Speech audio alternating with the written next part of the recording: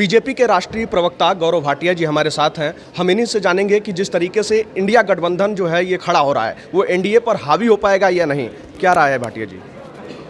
कहाँ पड़े हो चक्कर में, कोई नहीं है टक्कर में। 2024 पुनः नरेंद्र मोदी जी को आशीर्वाद मिलेगा और एनडीए की 400 से ज़्यादा सीट आएंगी, भारतीय जनता पार्टी की 303 सीटों से ज़्यादा आएंगी और देश को नेतृत्व देंगे श्री नरेंद्र मोदी जी। 9 साल हो गए मोदी सरकार के, 9.5 हो गए अभी वर्तमान समय में, तो बीजेपी किन तमाम मुद्दों को लेकर जो है जमीन पर उतरेगी? भारतीय जनता पार्टी में एक चलन है, हमेशा जब भी चुनाव में जाते हैं तो रिपोर्ट कार्ड लेके जाते हैं और जिस तरह से सरकारी योजनाएं सफल हुई हैं, 4 करोड़ घर देना हो, 12 करोड़ घरों में जल आया है, इसी तरह से महिलाओं को उज्ज्वला योजना में सिलेंडर मिले हैं 11 करोड़, और साथ में जो असंभव था उसको संभव जिसने किया है उस व्यक्ति का नाम श्री नरेंद्र मोदी जी है।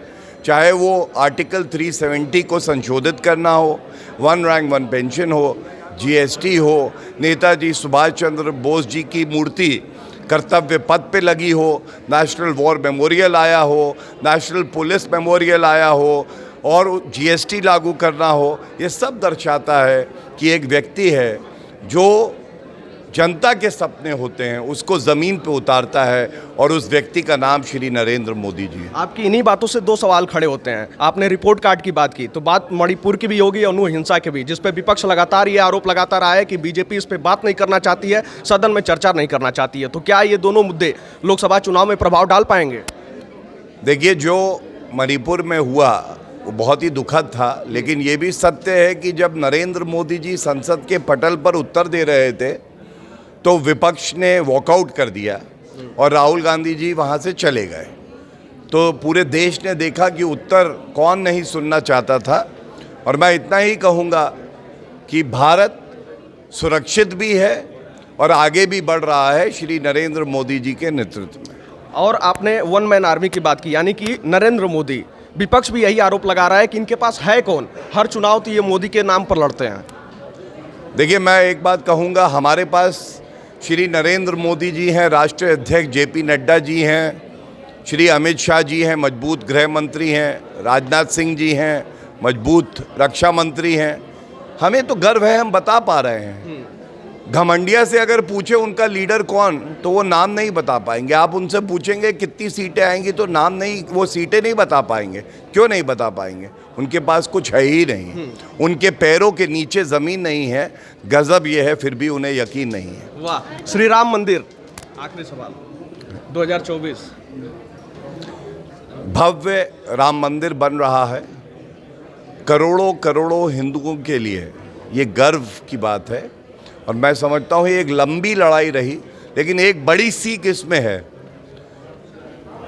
हिंदू जो है वो पूरे विश्व में सबसे ज़्यादा सहिष्णु है और वो कानून में आस्था रखते हुए दशकों तक, और जब भारत आज़ाद नहीं था उससे पहले भी ये कानूनी लड़ाई लड़ता रहा और अंतिम मोहर जो लगाई सर्वोच्च न्यायालय ने लगाई, तो ये दिखाता है कि अगर आप में बल है, आपके विचार सशक्त हैं, तो आपको कोई परास्त नहीं कर सकता।